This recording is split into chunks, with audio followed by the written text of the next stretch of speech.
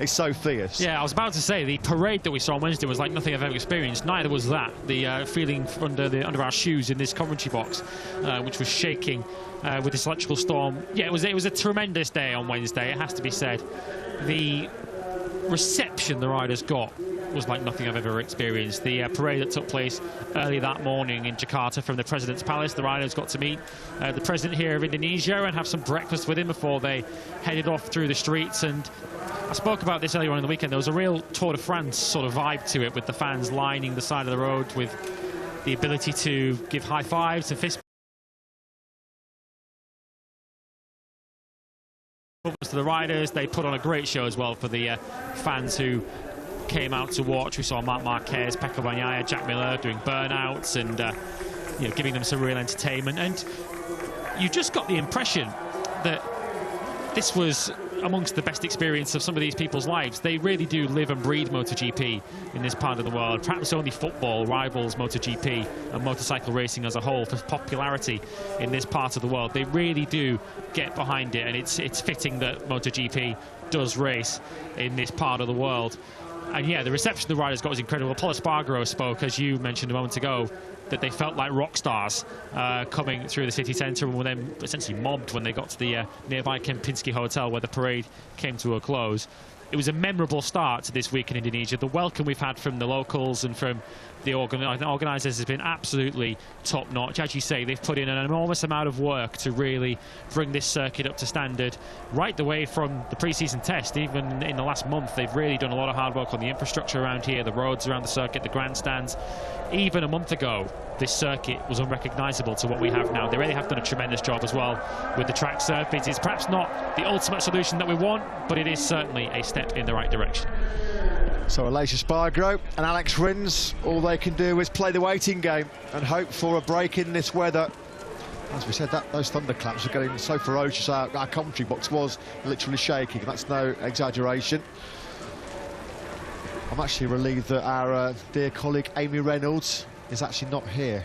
She's pretty fond of the old thunder. I hope you're well back in the UK, Amy. Of course, we're looking forward to hooking up with you again when the European season kicks off in Portimao.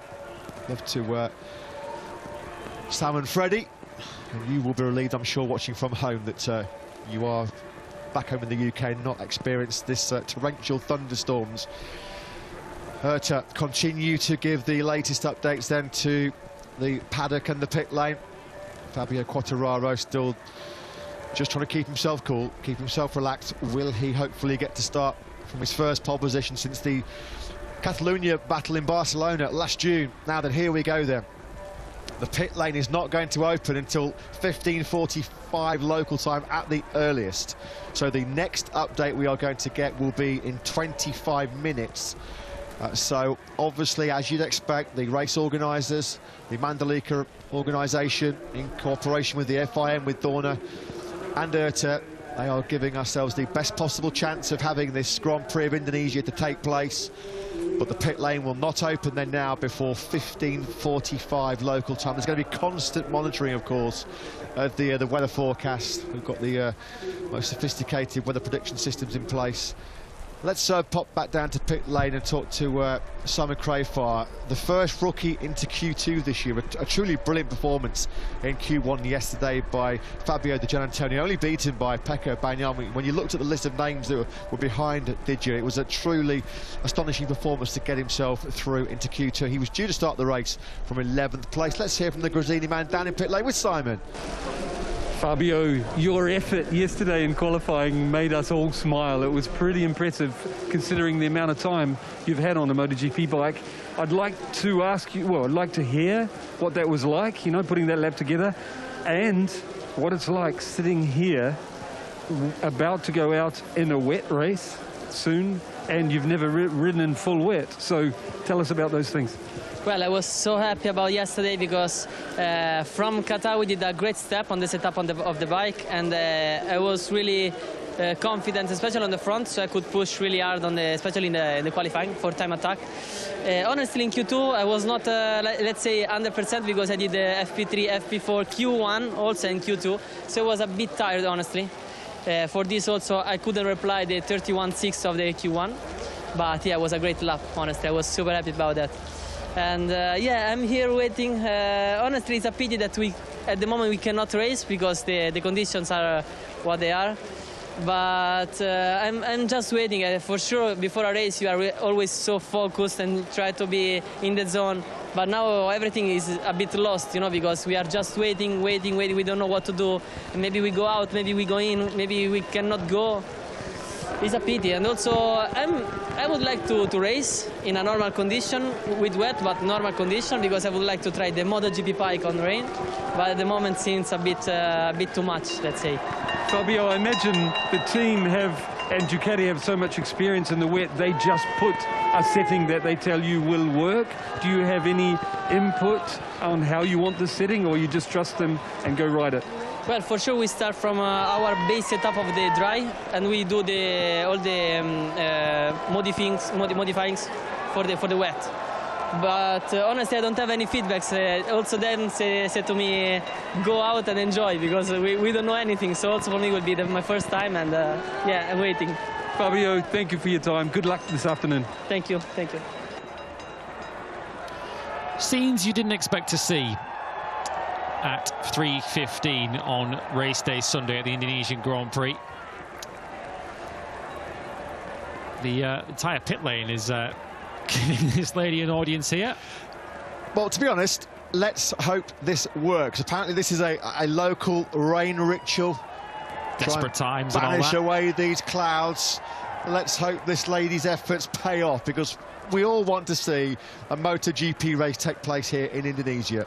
Well, if the rain stops and we do get a race, she should get the 25 points, quite frankly. Yeah, absolutely. She'll get a special award at the end of the season from the FIM and from Dorna. Let's keep our fingers crossed that we are going to get the race that we've all come here for, the first Grand Prix of Indonesia in 25 years. There you can see there at the bottom of your screens, the pit lane will not open before 15:45 local time.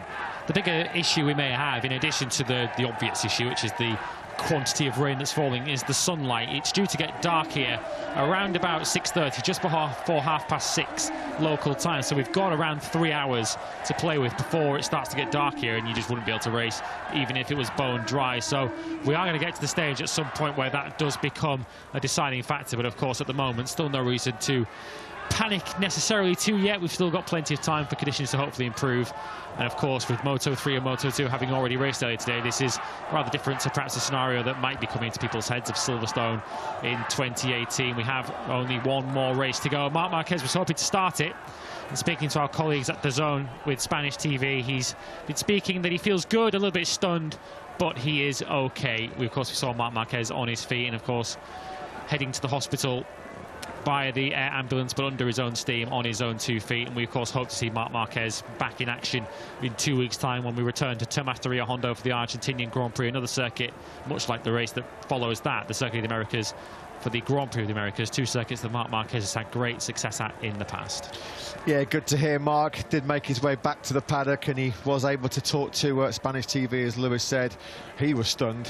We've all been stunned by his crash-strewn weekend in here. That bruising crash. A lot of things have changed today. You know, we planned on the 27-lap race, but then that got knocked back, and then the rains come in, so that sort of changed our approach again. So, I mean, 27-lap race was going to be a big old survival race, I think, trying to manage the tyres and whatnot.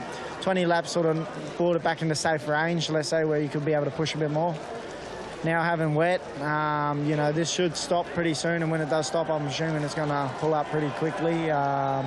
And yeah, the track won't dry completely, but I think some areas will become dry towards the end of the race. But no, fingers crossed it just stops now and we can get back underway. Jack, thanks for your time. Good luck. Mate, thank you. Yeah, thanks, Simon. Thanks to Jack Miller, yeah, echoing the sentiments of all of us here in Indonesia. We do hope that we can get underway.